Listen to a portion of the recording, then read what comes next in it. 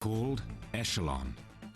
It's so super secret that no one inside the United States government will acknowledge it even exists.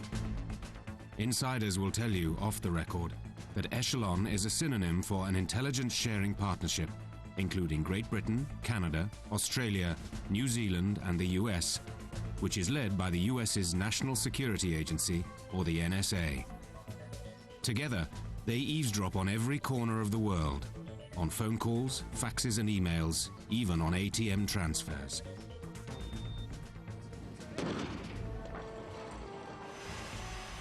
In 2003, on the eve of the war in Iraq, US Secretary of State Colin Powell opened a small window into the world of Echelon when he went before the UN to reveal some of its secrets. Intercepted conversations like this one between two top Iraqi officers. Remove the expression, I got it. Nerve agents, wherever it comes up, got it, wherever it comes up, because the senior officer is concerned that somebody might be listening. Well, somebody was. Powell was attempting to demonstrate that the Iraqi government was hiding chemical weapons. But at the same time, it was an unprecedented public admission that the United States was listening in on the Iraqi military. It's likely that the intercepts Powell quoted originally came to the US through Echelon. In this case, from a British listening post, particularly well situated to pick up intercepts from the Middle East.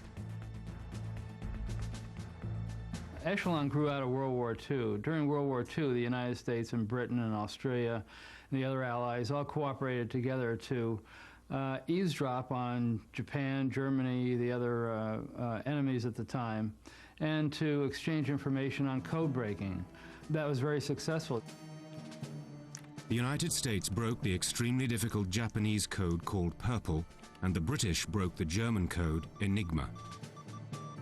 So after World War II, there was a desire to keep that expertise and that capability.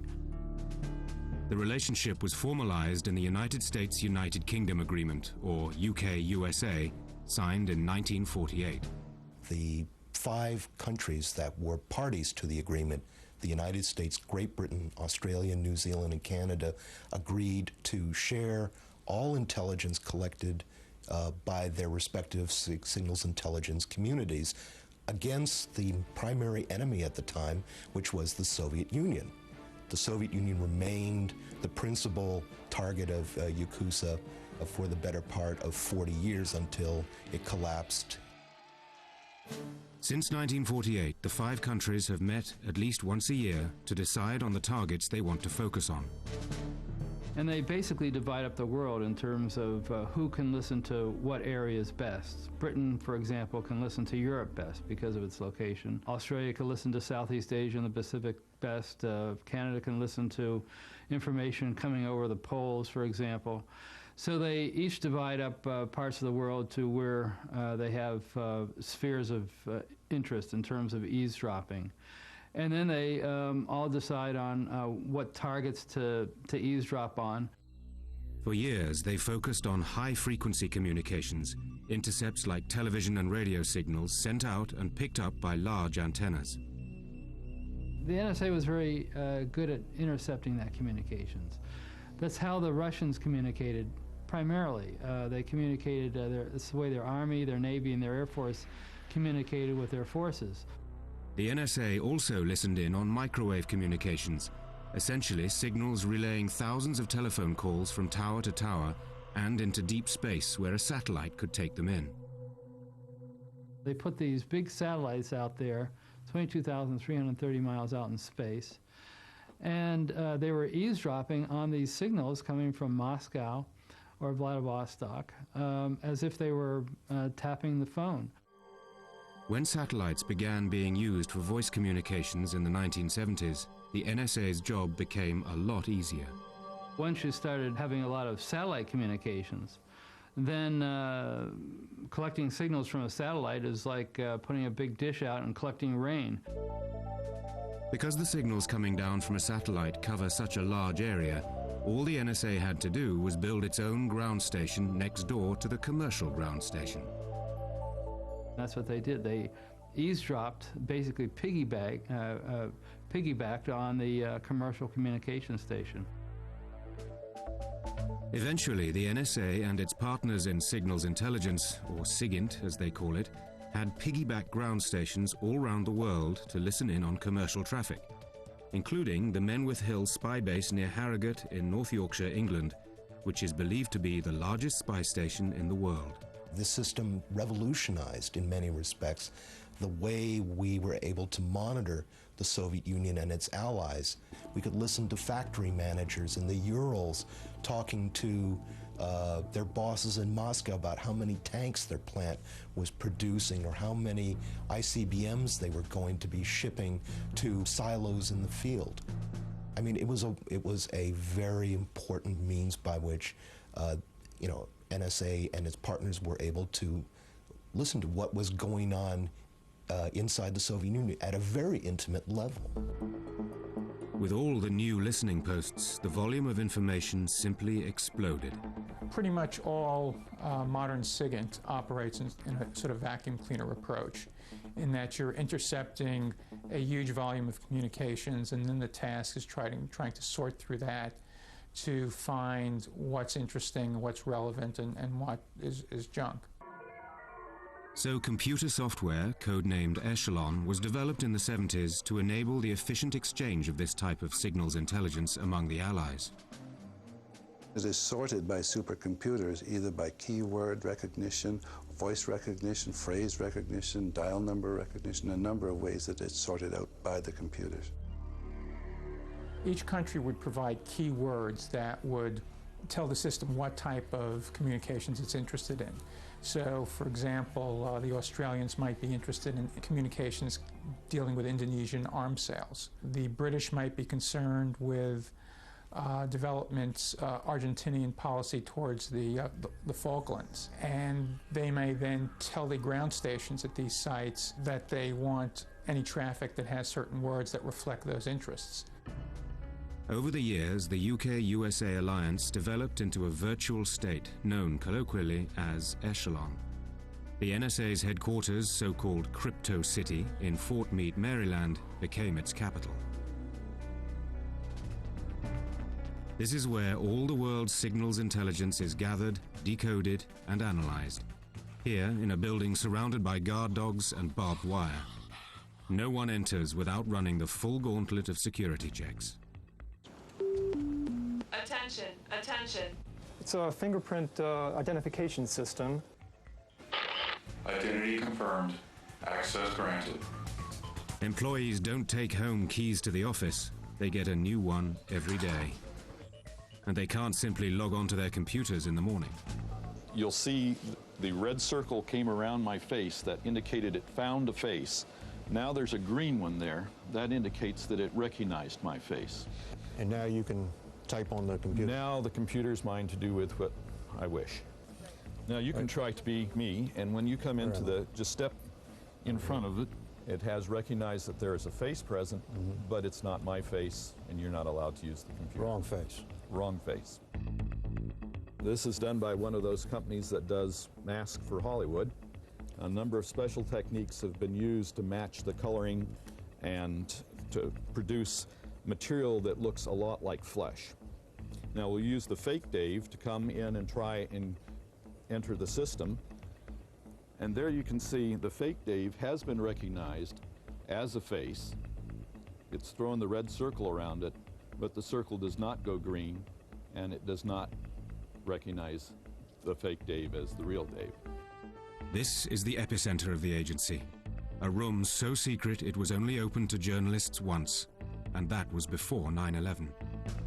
Even then, no microphones were allowed, and lights flashed to warn everyone that outsiders had breached the inner sanctum.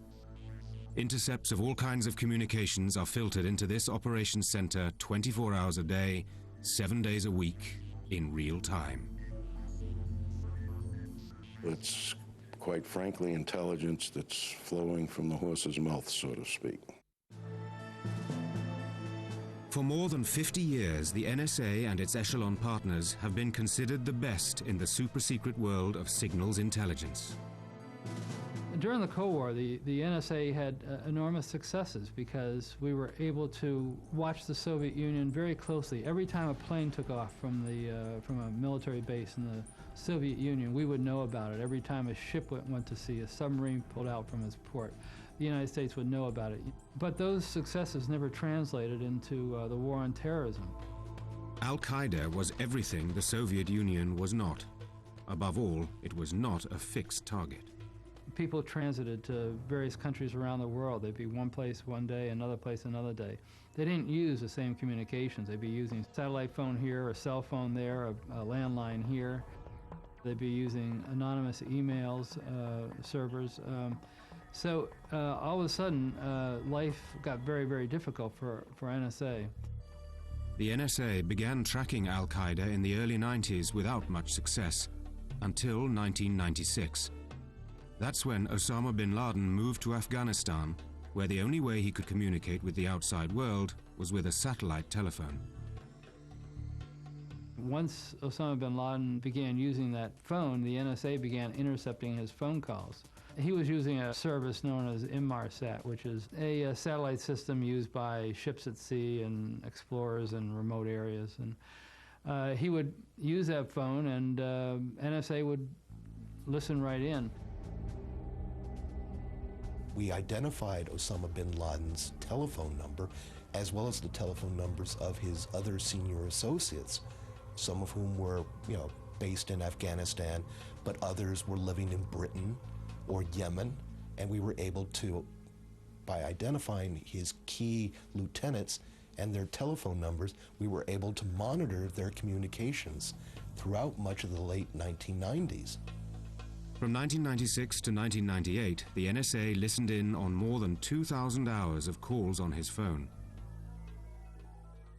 During the 2 years that we monitored Osama bin Laden's satellite telephone communications, we used those intercepts and the intercepts of other Al-Qaeda leaders to foil a number of terrorist attacks overseas.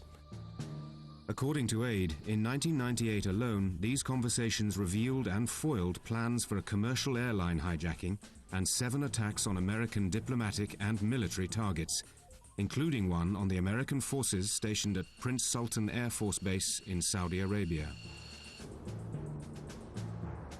That was particularly significant, since the NSA had failed to discover Al-Qaeda's plan to attack the Khobar Towers in Dhahran, Saudi Arabia in 1996.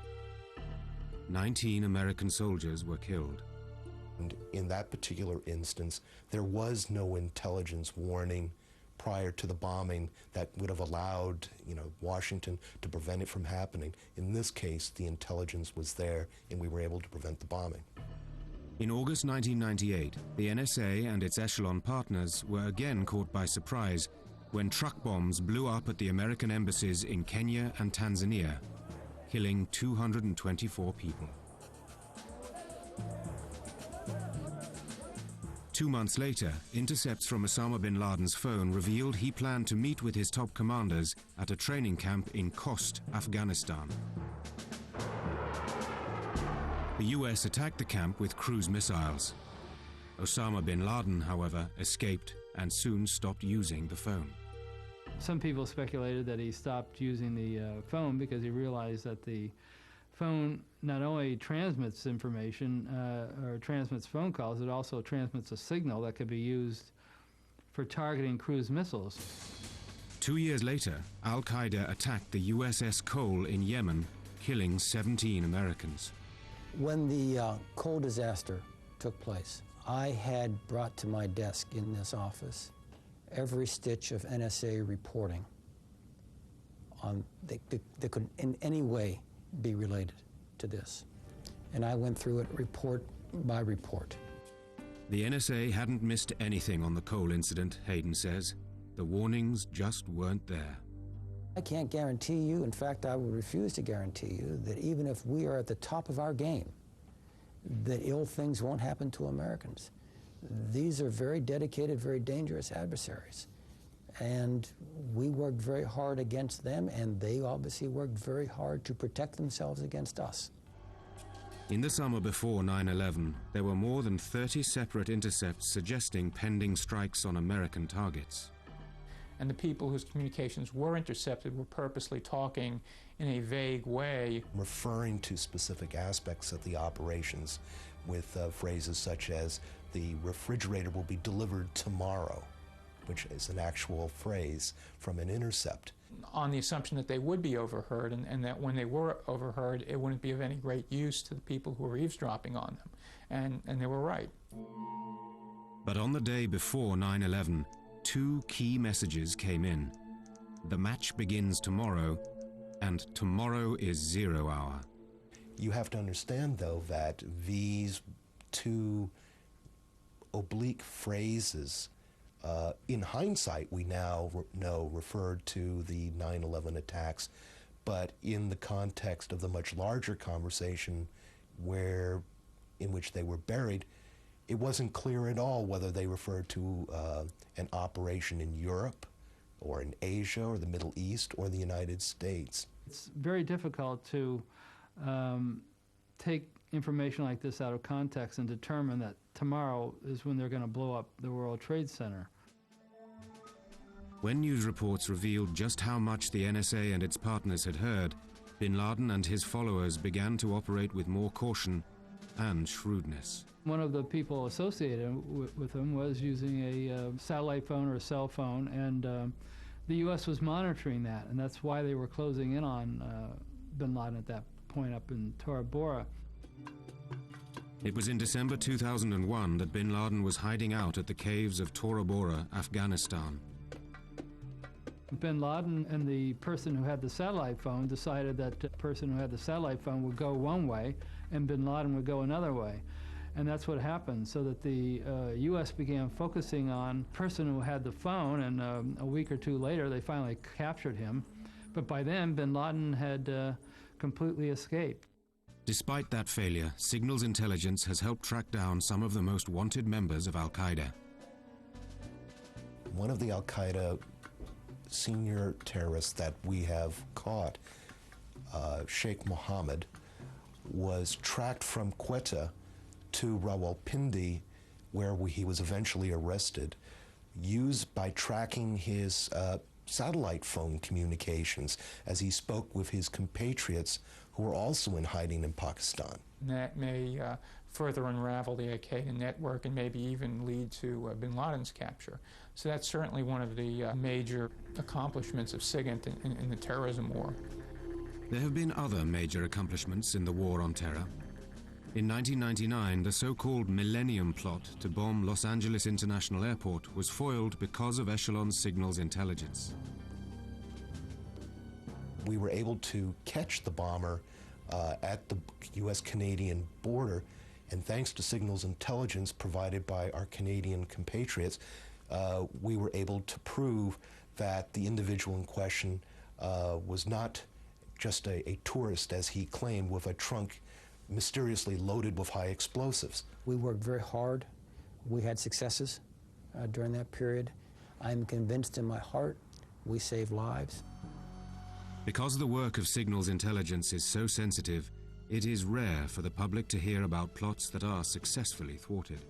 The traditional intelligence mantra of protecting sources and methods is particularly important for an enterprise like ours, signals intelligence, because an adversary can make it simply go away by choosing a different way to communicate. And so we're very sensitive about talking much about ourselves. In fact, almost every time signals intelligence has been revealed, the source of the intelligence has disappeared. For example, when the Russians shot down a Korean airliner in 1983 with 269 passengers on board.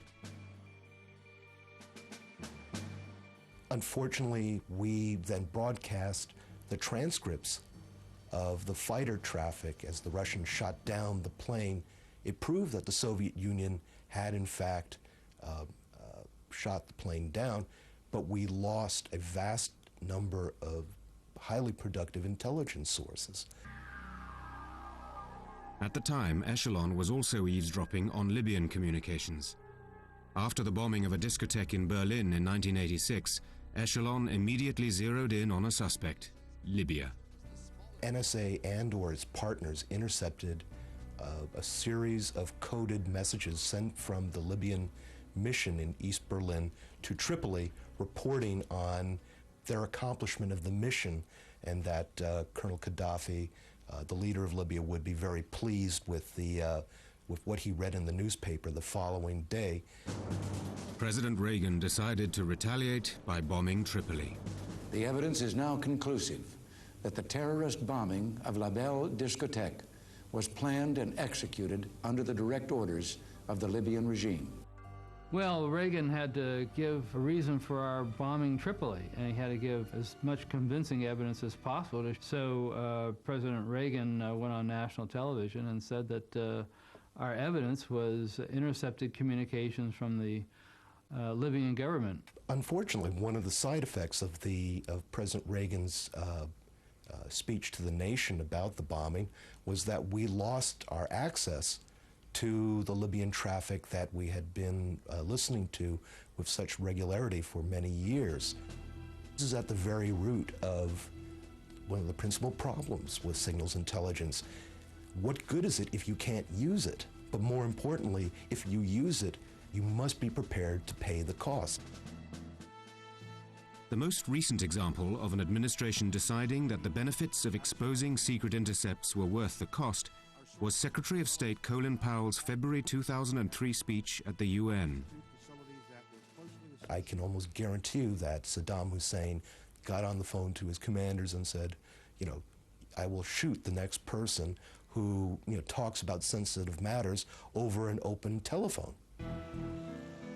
The need to protect signals intelligence sources is one reason the NSA and its partners are secretive. But that secrecy has also bred suspicion, particularly because so much of Echelon's information comes from commercial satellite communications, communications that people assume are private. It happens all the time, where innocent people do end up, the conversation do end up on an analyst desk at NSA. Could some of those people be innocent civilians?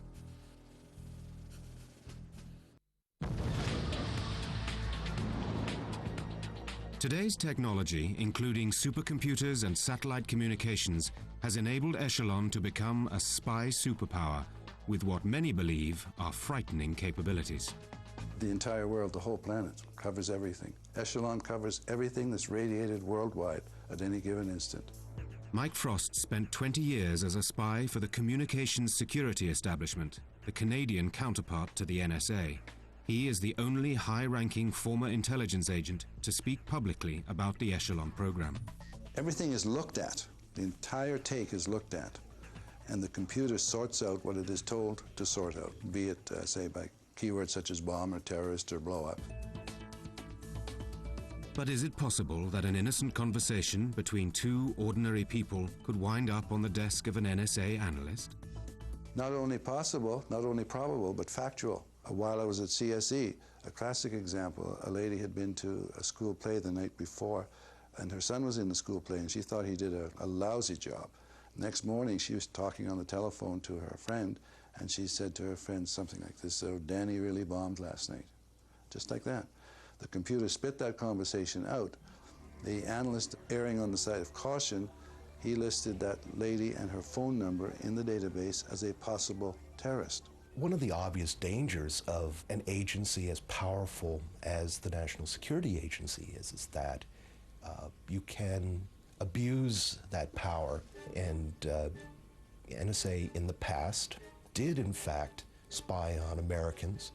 During the early part of NSA's history, from the 50s right until the mid-1970s, NSA was engaged in enormous amounts of illegal espionage, illegal eavesdropping within the United States. It eavesdropped on millions of telephone calls illegally.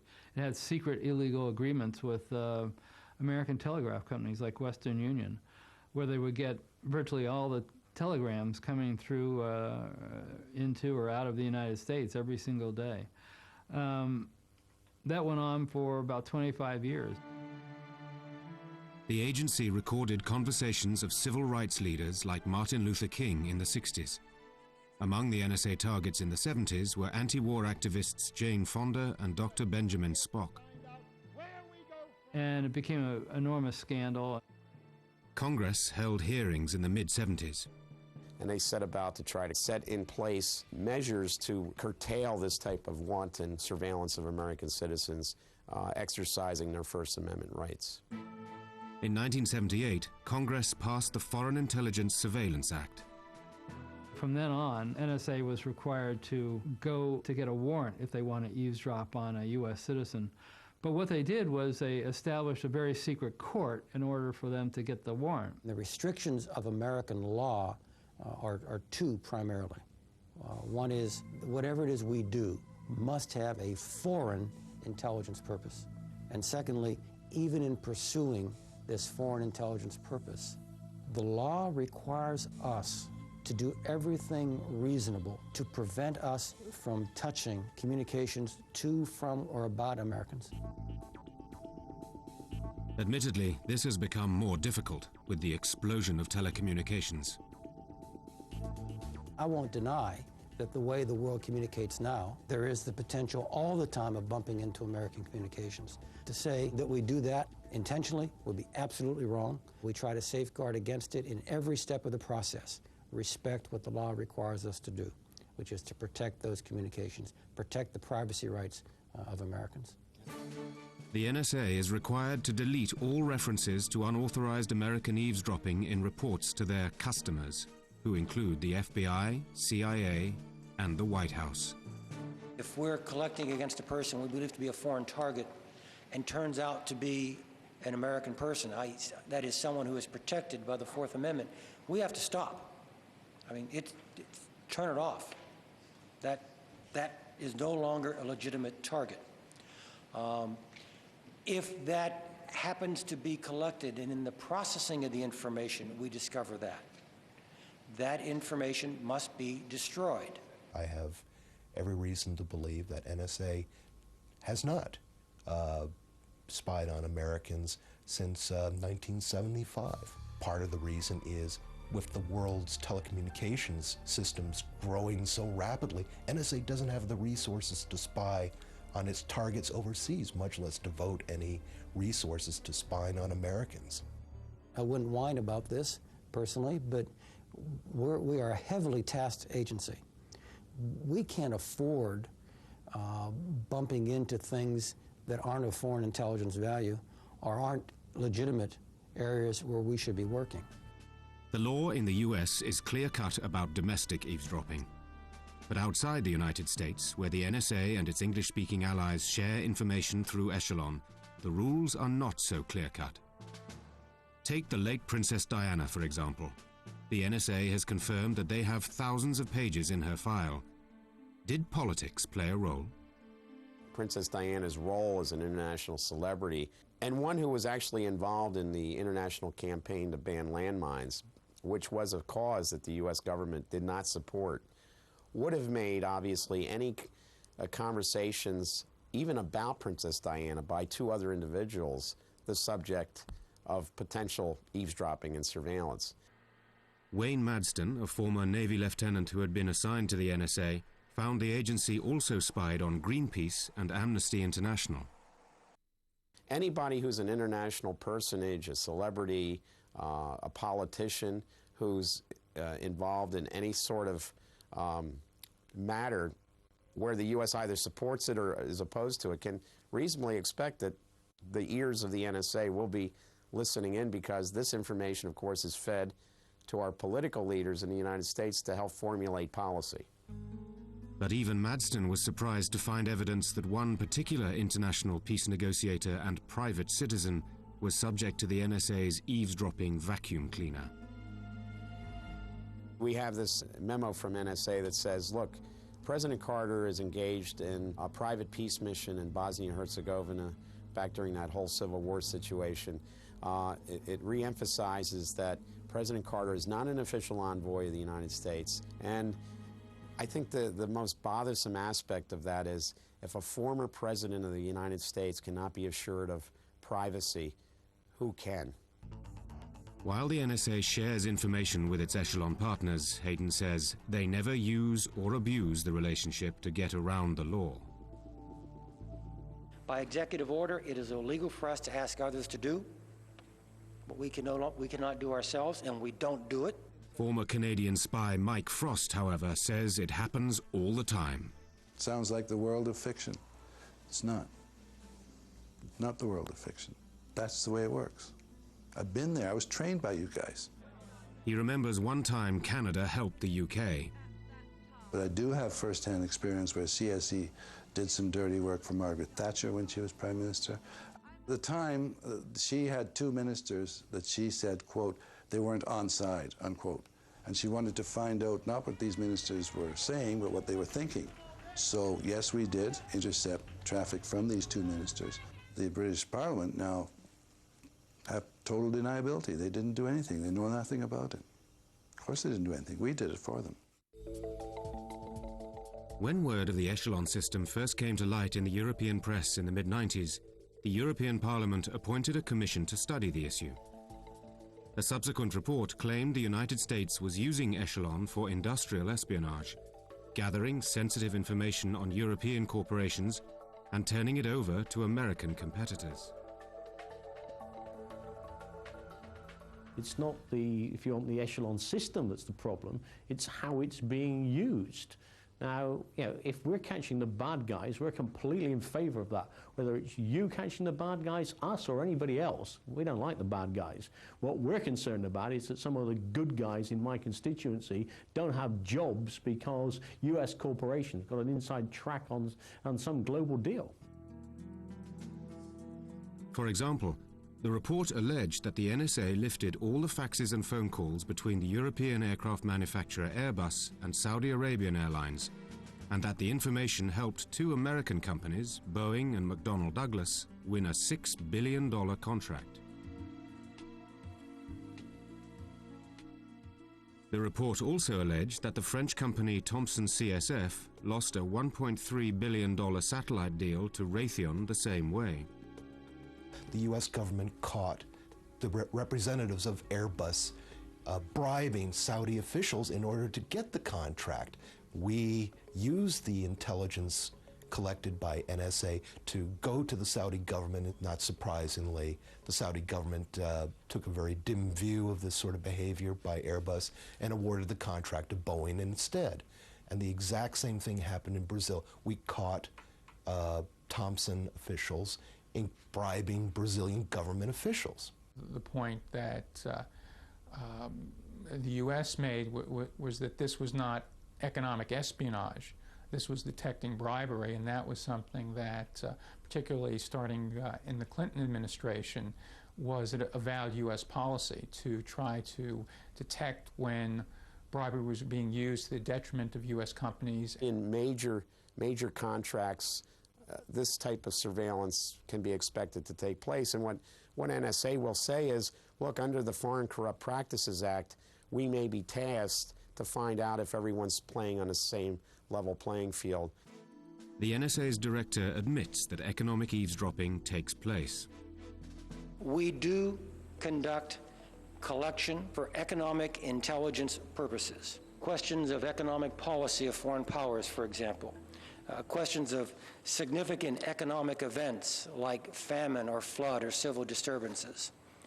And I would be misleading the committee totally if I said we did not pay careful attention to economic developments like the delivery of precursor chemicals to rogue states, the proliferation of weapons of mass destruction, arms sales, drug trafficking, money laundering, or sanctions bustings. But these are all contained within our charter to conduct foreign intelligence. After a 2-year investigation into Echelon's role in economic espionage, the European Parliament dropped the matter. They did, however, recommend that European Union members consider using encryption, a system of scrambling phone, fax, or email transmissions so that Echelon couldn't read them. Subsequent attempts by the US to convince companies, both here and abroad, to give intelligence agencies keys to their encryption systems for national security reasons have been rebuffed. In the United Kingdom, it's traditional for people to leave the key under the doormat if they want the neighbours to come in and do something in their house. Well, we're neighbors. We're not going to leave the electronic key under the doormat if you're going to come in and steal the family silver. Whether it's necessary or not, the use of encryption has been on the increase in recent years. The whole thing about the European Union claiming that NSA was engaged in widespread economic espionage, I believe was kind of overplayed. It's not to say it doesn't happen, it does, but of course the Europeans also conduct this type of economic surveillance and espionage. France, for example, has 5 listening posts of its own. You would have to be incredibly naive not to know that every industrialized nation on the face of the earth, and even some of the less developed nations of the earth, are out there spying on one another for competitive advantage in the global economy. One example of how the Echelon partners have used economic information occurred when they picked up a suspicious-looking fax in the late 90s. What NSA did was they picked up a letter of credit that went from the Iranian military to a small company in southern France. And that made a lot of people at NSA very nervous because this was a letter of credit for $1 million. And the company in southern France made cruise missile engines. So NSA began eavesdropping on his telephone and eavesdropping on his faxes and so forth. And it went on for quite a long time. The NSA suspected the possible export of cruise missile engines to Iran, which would have been a violation of an arms embargo. Just to make sure, the French inspected the shipments before they went to Iran. It turns out, according to the French, that it was a authorized generator. It wasn't a cruise missile engine. Iran was a frequent focus of the NSA and its Echelon partners. It eavesdropped on a lot of communications between China, between Beijing and Tehran. Tehran had an agreement with China where China was supplying missile parts, and the U.S. was trying to get China to stop shipping these missile parts. In 2000, the Clinton administration struck a deal with the Chinese government to stop shipping these weapons. But they didn't know if the Chinese would keep their word until the NSA learned that the Iranians were angry because their missile parts hadn't arrived. They insisted the Chinese representative in Tehran call Beijing.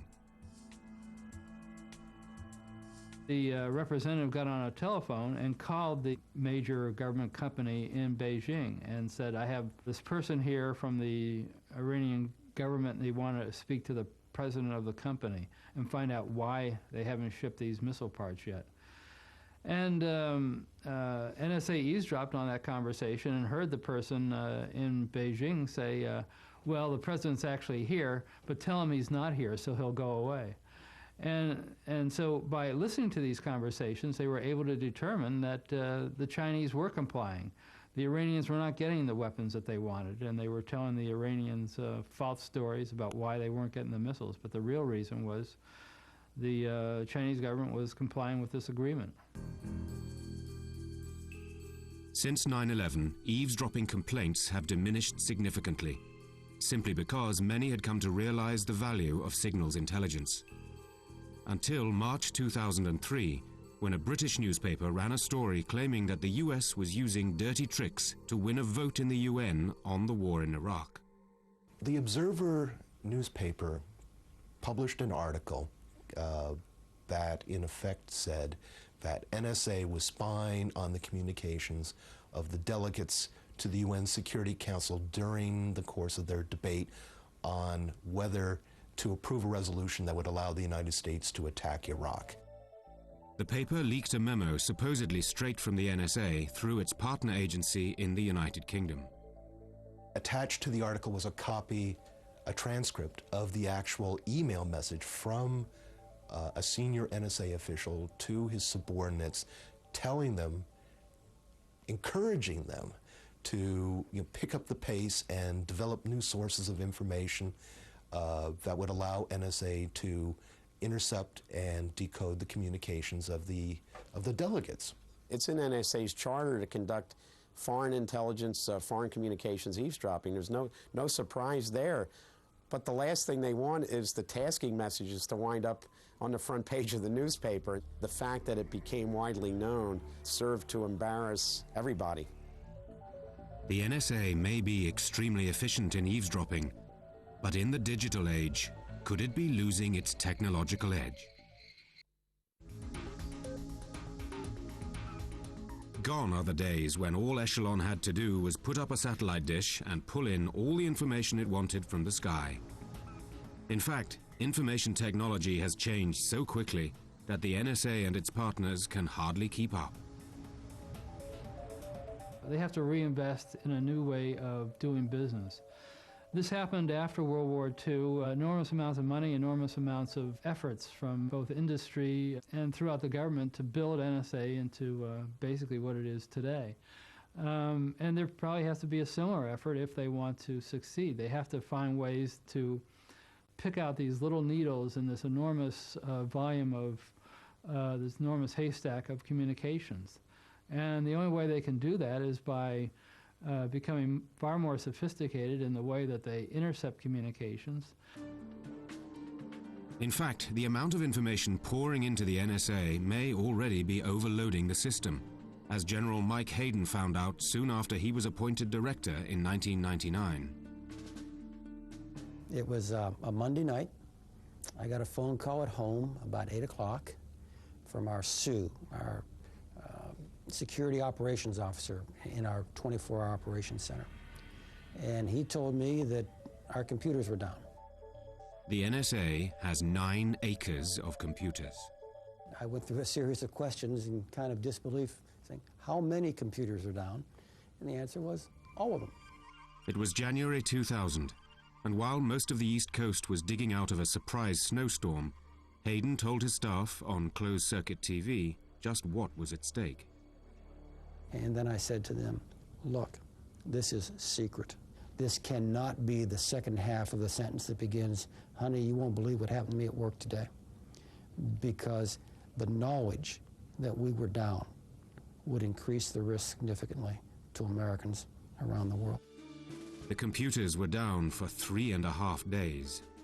NSA headquarters was brain dead. We had some residual ability at our locations around the world, but I don't want to trivialize this. This was really bad. Yeah, the biggest problem that NSA faced, stems from the technological revolution of the 1990s, which was marked by the dramatic upswing in the use of cellular telephones and greater use of fiber optic cables to carry internet and other forms of communications. The volume of communications around the world jumped almost 800% between 1990 and the end of the decade.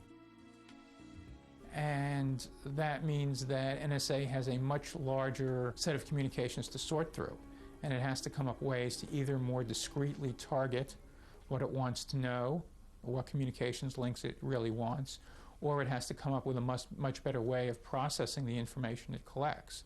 And how well they're doing that is something that's very hard to say from the outside. We're behind the curve in keeping up with the global telecommunications revolution. Yes, we are. And that's the challenge we have. The spy network was conceived, after all, as a response to a very different kind of war.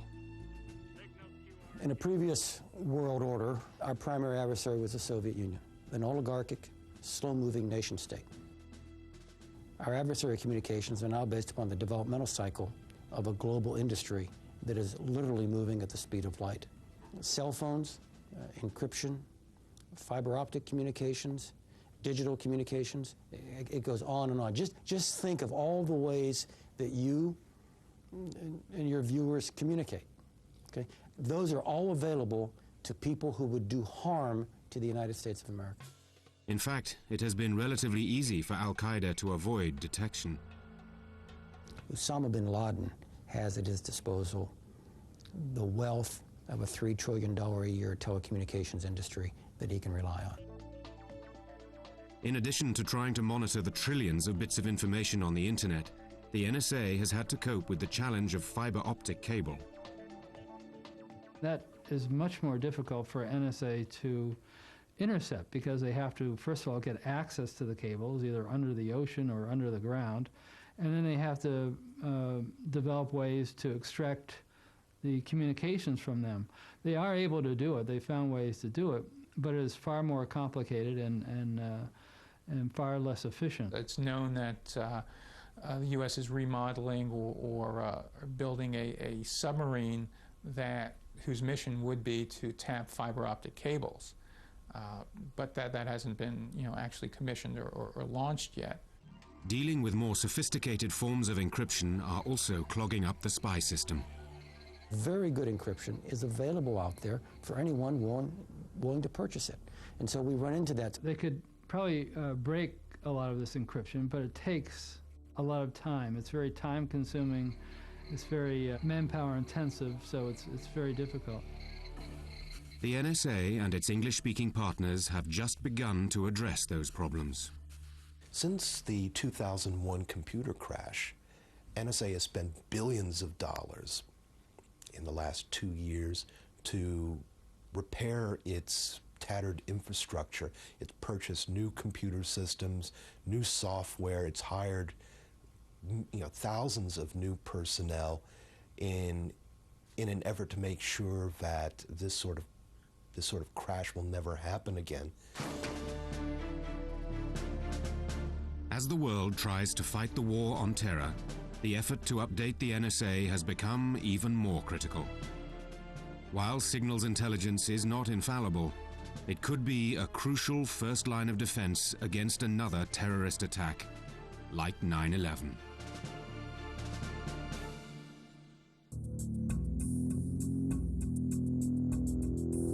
She ruled the seas for almost 20 years, serving with distinction in the Second World War and beyond.